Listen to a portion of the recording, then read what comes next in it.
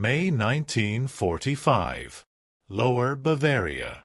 The air should have smelled of spring blossoms, but instead it carried the heavy alkaline scent of pulverized limestone and the cold metallic tang of spent casings. The silence in the valley was unnatural, broken only by the rhythmic crunch of gravel under the heavy tires of American Studebaker trucks. On the outskirts of a village that had once prided itself on its orderly flower beds, the earth was scorched, scarred by the tracks of retreating tiger tanks.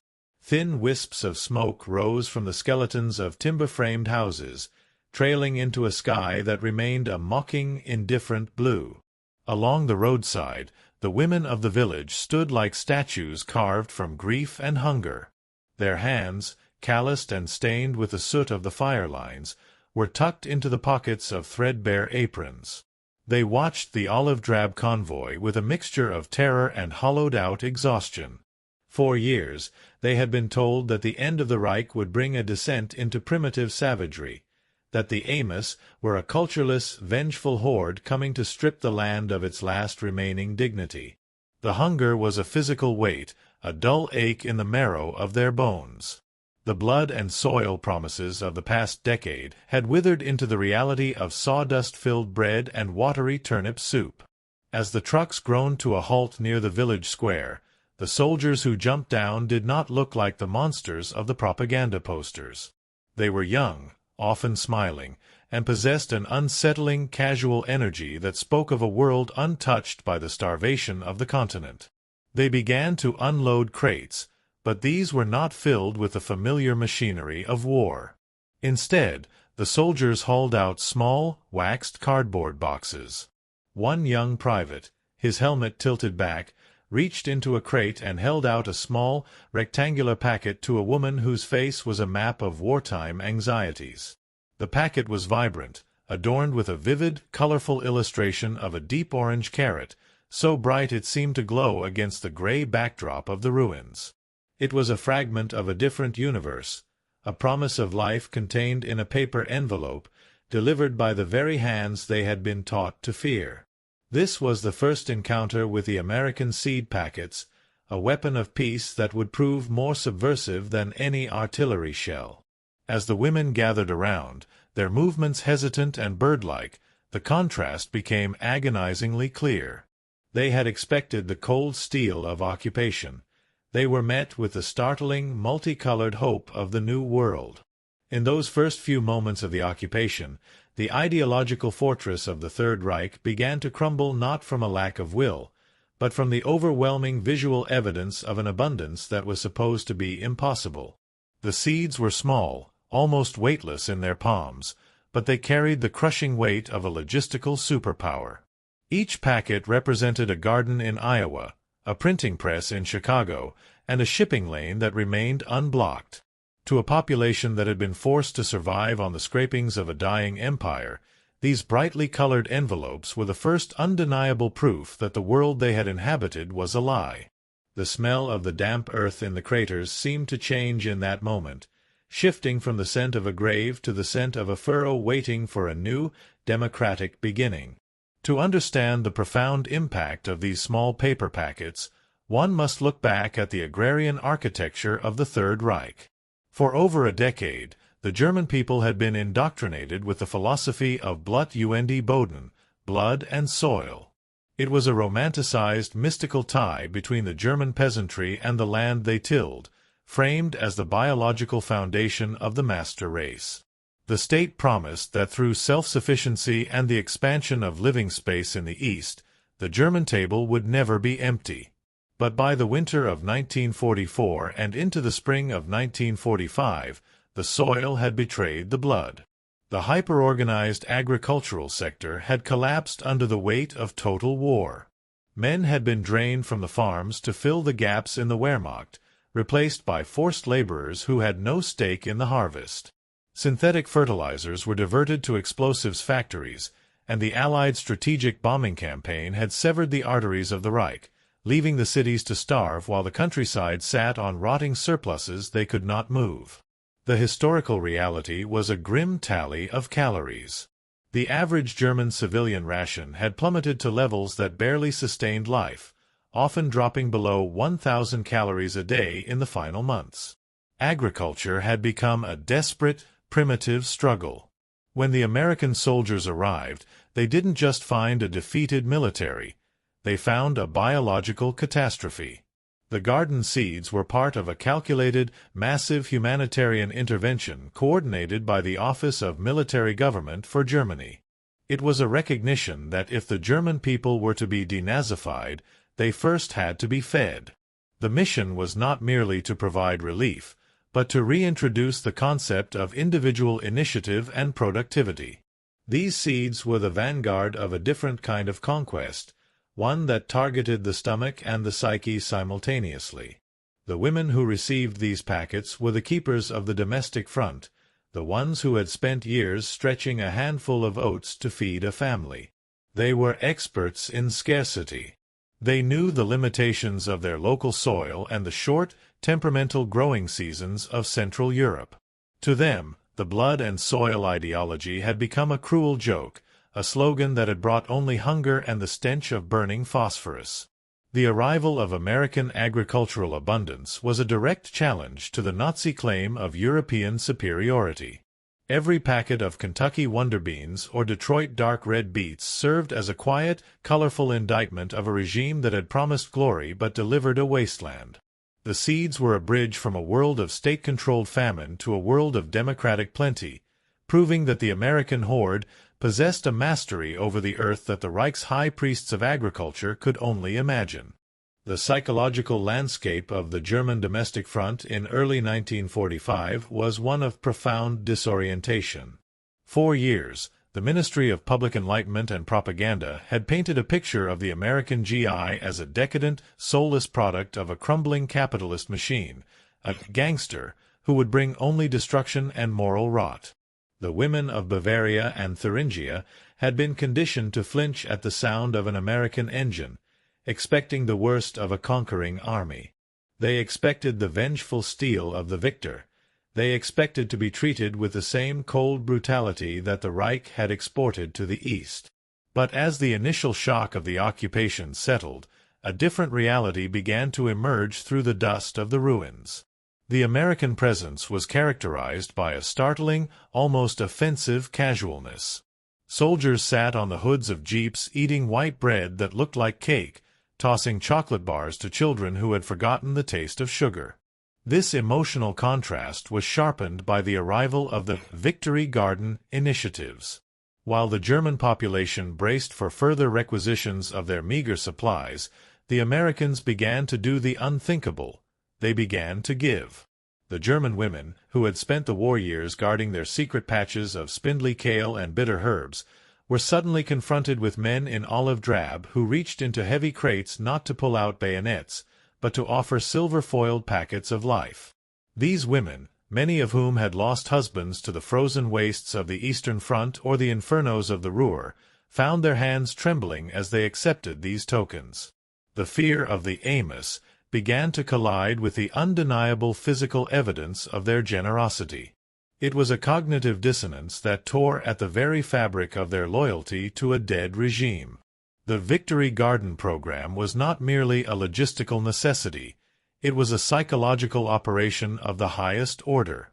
By empowering the German housewife to transform her own backyard into a source of sustenance, the Americans were dismantling the leader principle that had dominated German life since 1933. The ideology of the Reich demanded total dependence on the state for every crust of bread. The American seeds demanded only a plot of earth and a bit of labor. As the women smoothed out the crumpled, colorful packets on their kitchen tables, tables that had seen nothing but ersatz coffee and worry for years, the realization began to sink in. The enemy was not coming to starve them. The enemy was the only one providing the means for them to flourish. This shift from terror to a cautious, overwhelming hope was the first true victory of the occupation, one not with lead, but with the quiet promise of a squash vine and a row of sweet corn. The physical artifacts themselves were a marvel of industrial artistry, far removed from the utilitarian austerity of the Reich. As the distribution deepened, the German women found themselves holding objects that felt like treasure. These were the Liberty Garden seeds, packed in high-grade, moisture-resistant paper that crinkled with a sound of quality. Unlike the hand-stamped gray envelopes of German wartime seeds, which were often mislabeled or filled with chaff, these American packets featured stunning lithographed illustrations. There were the deep waxen yellows of crookneck squash, the aggressive, healthy greens of snap peas, and the bruised purples of eggplant. The colors were so saturated they seemed almost edible, a stark contrast to the scorched earth palette of the Bavarian spring. Each packet was a miracle of standardization, containing treated seeds that guaranteed a germination rate the starving Europeans had not seen in a generation. The variety was equally overwhelming. The Americans were not just sending calories, they were sending diversity. The crates contained varieties like golden bantam corn, stringless green pod beans, and ponderosa tomatoes. To the German eye, accustomed to the state-mandated monotony of cabbage and potatoes, this was a botanical invasion of the most benevolent kind. The technical superiority of the seeds was evident even to the untrained hand. They were clean, uniform, and often coated in protective fungicides that gave them a strange blue or pink metallic sheen. These were the products of a nation that had not only mastered the assembly line for tanks and planes, but had applied that same terrifying efficiency to the very building blocks of life. For the women standing in the muddy courtyards of their communal housing, the packets became objects of intense study. They would pass them around, tracing the raised ink of the English words with their thumbs. Though many could not read the instructions, the message was universal. This was what a successful civilization looked like. It was a civilization that could afford to spend ink and art on a bag of beans. The sheer volume of the distribution, millions of packets flowing through the ports of Bremen and Bremerhaven, meant that this was not a localized fluke but a systemic outpouring of wealth. As they tucked the packets into their aprons, the women were not just taking home seeds. They were taking home the tangible evidence of a world that functioned with a precision and a generosity that made their former leaders' promises of a 1,000-year Reich look like the desperate delusions of a bankrupt shopkeeper. The disbelief that radiated from the doorsteps of the shattered German suburbs was palpable. For months, the only thing that had fallen from the sky with any regularity was fire. Now, it was hope in a paper jacket. The local gardeners, many of whom were elderly women who had spent a lifetime coaxing life from the stubborn continental soil, looked at the American seeds with a skepticism born of deep trauma. They were accustomed to the state's wartime emergency seeds. Packets that often arrived late, contained cross-contaminated varieties, or were simply dead on arrival due to poor storage.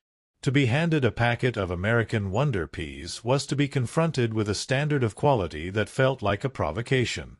They whispered among themselves in the breadlines, wondering if this was another trick, a sophisticated form of psychological warfare designed to make them feel the full weight of their own inadequacy. The visual comparison was a slow poison to the remaining threads of National Socialist pride.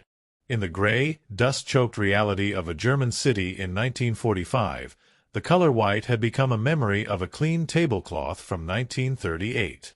But the interior of an American seed packet revealed seeds that were clean, plump, and sorted with a mechanical perfection that suggested an infinite reserve of labor and energy. When a German woman compared her meager, shriveled wartime potatoes, saved from the previous year's rot, to the robust, chemically treated seeds from the United States, the realization was visceral. The American seeds didn't just promise food, they promised an escape from the relentless, grinding struggle of the ersatz life. They represented a society that had moved beyond mere survival into the realm of optimized abundance. This disbelief often transformed into a quiet, reverent awe. In the small towns of the Rhineland, women were seen smoothing out the empty seed packets and pinning them to their kitchen walls, treating the lithographed images of giant red tomatoes like religious icons. These images represented the American dream in its most primal, digestible form. While the Nazi regime had offered them guns instead of butter, the Americans were offering them gardens instead of graves. The sheer contrast between the promised thousand-year triumph and the actual American gift of a packet of radishes was enough to shatter a decade of indoctrination. They began to realize that the decadent Americans had not been weakened by their comforts, as Goebbels had claimed. Rather, their comforts were the very source of a strength that could now afford to feed its enemies. The seeds were a silent, colorful testament to the fact that the war was not just over, but that the world it had created was already being tilled under. The recurring symbol of this new era was found in the crinkle of the seed packet, a sound that, to the German ear, began to replace the whistle of the falling bomb. This was the auditory signature of American democracy, the rustle of a heavy, high-grade paper envelope that promised a surplus of life.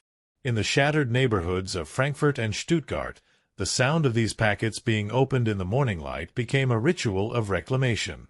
Each tier of the paper was a small, quiet act of defiance against the years of state-mandated starvation. This recurring sound of rustling paper and shifting seeds became the background noise of the occupation, a rhythmic reminder that the American abundance was not a myth or a propaganda trick, but a tangible, pourable reality. The seeds themselves, often treated with a bright pink or blue antifungal coating, clattered into ceramic bowls with a metallic chime that spoke of industrial precision and chemical mastery. This abundance was the ultimate weapon of the American democratic machine. While the Nazi ideology had relied on the myth of the master race to justify its conquests, the Americans utilized the undeniable logic of the calorie. The logistical power required to ship millions of these packets across an ocean plagued by U-boats, and then to distribute them via a shattered rail network, was a feat of engineering that stunned the local population. It suggested a civilization so wealthy that it could weaponize its surplus vegetables. The German women, who had seen their own government seize the last of their livestock and grain for the front, were now watching a foreign power hand out the means of production to the conquered. It was a reversal of the traditional roles of victor and vanquished that left the ideology of the Reich in tatters. The symbolism of the seed packet extended beyond the food it would eventually produce. It represented the transparency and reliability of a system that had no need for the ersatz or the counterfeit. A packet labeled sweet corn produced sweet corn. A packet of big boy tomatoes produced fruit that looked exactly like the lithograph on the front. In a society that had been governed by lies and shifting definitions of truth for 12 years, this reliability was a radical concept. The seeds were a manifestation of the American promise that hard work applied to a reliable system would yield a predictable, bountiful result. As the women cleared away the brick dust and glass shards to make room for their new rows, they were not just planting vegetables. They were planting the seeds of a new political consciousness, one rooted in the visible, rustling evidence of a world that worked. As the summer sun of 1945 climbed higher over the fractured landscapes of Germany, the scorched earth began to yield to a different kind of occupation.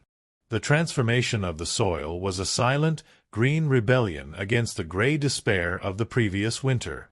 In the shadows of bombed-out cathedrals and amidst the jagged ruins of industrial hubs, the Liberty Gardens began to thrive with a vigor that seemed almost supernatural to the local population. German women, who had spent the war coaxing stunted, bitter greens from exhausted plots, now watched in disbelief as the American varieties exploded into life. The rows were straight, orderly, and productive, guided by the simple, translated agricultural bulletins provided by the American military government. These pamphlets, much like the seeds themselves, focused on practical results rather than mystical ideologies, teaching a new generation of gardeners how to maximize the bounty of their small squares of liberation. The vines of the Kentucky wonder beans climbed aggressively up makeshift trellises fashioned from the wire of downed telegraph lines. The squash, with their broad, sandpaper leaves, spread across the rubble, hiding the scars of the war beneath a canopy of vibrant green. To the German eye, the sheer speed and health of the growth were a revelation. It was as if the American soil had sent its very spirit across the Atlantic. This was the true new order, not one of jackboots and barbed wire, but one of irrigation, compost, and high-yield hybrids. The gardens became communal hubs where the survivors of the Reich gathered to marvel at the progress of the crop. Here, the rigid social hierarchies of the past were replaced by a shared, humble goal: the harvest. The sound of the rustling seed packets had been replaced by the soft, rhythmic sound of hoes striking the earth and the splashing of water from rusted buckets. This horticultural transformation was a daily, visceral lesson in the superiority of the American system. Every new leaf and every budding flower served as a quiet rebuttal to the years of propaganda that had claimed the Americans were a nation of hollow materialism. The productivity of these gardens was a form of soft power that no orator could match. The women who tended these plots were not just growing food, they were witnessing the literal birth of a new reality. They saw that the American way of life was rooted in a mastery of the natural world that sought to provide rather than to plunder. As the heat of July baked the brick dust of the cities, the sight of a thriving green garden in the middle of a wasteland became a powerful symbol of resilience. The earth, once used to justify the expansion of a murderous empire, was now being used to sustain the individuals that empire had nearly destroyed. The transformation was complete. The ground that had once held the stench of death was now fragrant with the promise of a life rebuilt. The harvest of late summer 1945 brought with it a sensory overload that many German women had long ago resigned to the past. In the small terraced patches of the Ruhr Valley and the communal allotments of Berlin, the air was thick with the scent of sun-warmed earth and the sweet, resinous aroma of ripening tomatoes. The yield from the American seeds was staggering. Documented reports from military government officials noted that the germination rates frequently exceeded 90%, a figure that seemed miraculous to a population accustomed to the erratic failures of wartime agriculture. Women stood in their gardens, cradling ponderosa tomatoes that were so large and heavy they required 2 hands to lift. These were not the pale, woody specimens of the starvation years, but deep, crimson globes of juice and sugar. The physical sensation of weight, the sheer mass of the produce, was a shock to systems tuned to the lightness of empty baskets. The emotional impact of this bounty was profound. For the German housewife, the kitchen had been a place of despair, a site where she performed the daily alchemy of trying to turn dust into dinner. Now, the tables were overflowing with a diversity of vegetables that had previously existed only in the colorful dreams of the seed packets. There were Detroit dark red beets that stained the fingers like wine, and golden bantam corn that, when boiled, released a scent of sweetness that drifted through the broken windows of the tenements. This was the moment of realization. The American abundance was not a temporary relief effort. It was a sustainable, repeatable success that the individual could control. The sight of these vegetables, grown from enemy seeds in home soil, created a cognitive bridge that allowed the population to begin accepting the new administrative reality. In the quiet hours of the evening, as the shadows of the ruins lengthened over the garden rows, the women began the work of preservation. They used the methods of their mothers, but the scale of the harvest forced them to innovate. The jars filling the shelves were no longer filled with gray, salted cabbage, but with the vibrant yellows and greens of the American harvest.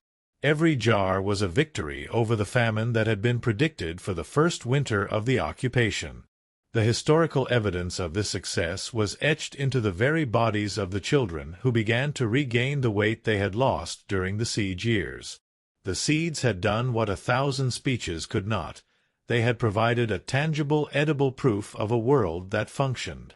As the women looked over their laden tables, the bitter taste of defeat was slowly being replaced by the sweet, overwhelming flavor of a future that finally looked like it might actually grow. The shift in perception was not a sudden explosion of enlightenment, but a gradual, quiet erosion of the old world's foundation.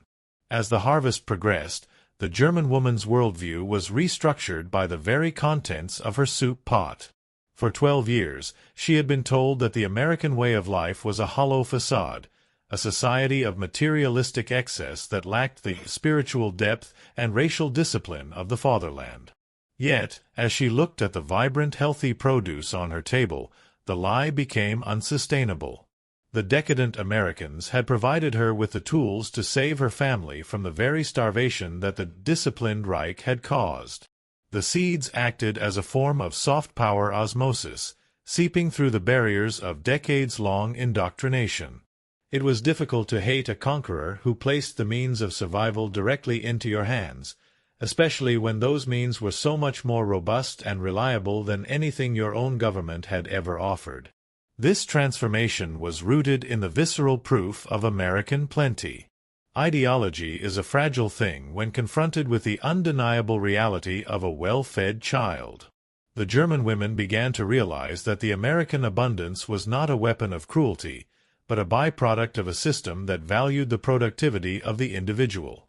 The propaganda posters of the past, showing the American monster crushing the world under a boot, were replaced in their minds by the image of the young GI handing out packets of snap peas. The fear of American savagery was replaced by a quiet, brooding curiosity about a nation that could afford to be so generous to its defeated enemies. They began to understand that the American soldier was not a cultureless barbarian, but a representative of a civilization that had mastered the earth in a way the Nazis had only dreamed of. By the autumn of 1945, the psychological landscape of the occupied zones had shifted irrevocably.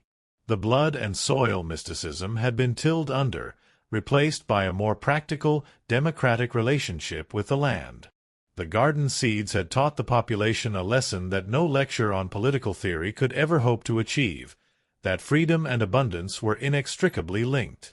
The individual garden plot became a school for democracy, where success was measured not by loyalty to a leader, but by the health of the crop and the reliability of the system that provided it. The seeds had not just grown vegetables, they had grown a new sense of possibility. The German women, once the stalwarts of the domestic front for the Reich, were now the primary beneficiaries of an American generosity that had successfully dismantled the ideological fortress of their past, one row of corn at a time. By the winter of 1945, the gardens had been cleared, and the jars of preserved American produce sat in neat rows in the cellars of a recovering nation. The landscape remained scarred by the skeletal remains of the war, but the spirit of the people had undergone a fundamental shift that no amount of rubble could obscure. The seeds had served their purpose, acting as a quiet, organic bridge between two irreconcilable worlds.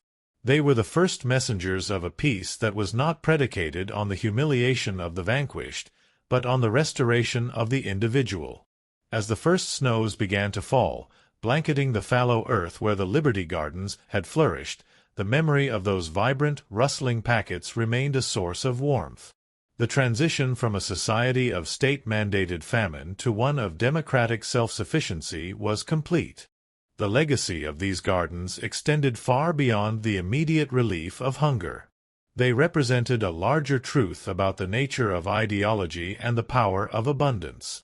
The blood and soil mysticism of the Third Reich had been exposed as a hollow, destructive myth, unable to withstand the simple, practical competition of a well-designed seed.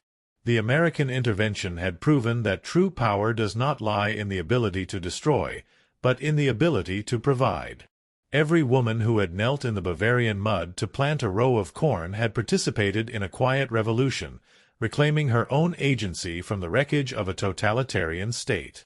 The seeds were a legacy of freedom that understood a fundamental human reality, that the most effective way to change a mind is often to first satisfy the needs of the body. In the decades that followed, the story of the American garden seeds became a footnote in the grand histories of the Second World War, yet for those who lived through it, it was the defining moment of their liberation. It was a poetic reflection on the permanence of the earth and the transience of falling empires. While the monuments to the Reich had been reduced to dust, the gardens continued to grow, year after year, as a living testament to a different kind of victory. The seeds had taught a broken nation that life, when given the right tools and a bit of freedom, has an irrepressible urge to flourish. The earth, once used to justify a global catastrophe, had become the foundation for a new, democratic beginning, proving that the greatest weapon of democracy is not a bomb, but the humble, rustling promise of a future that can be planted, nurtured, and harvested by all.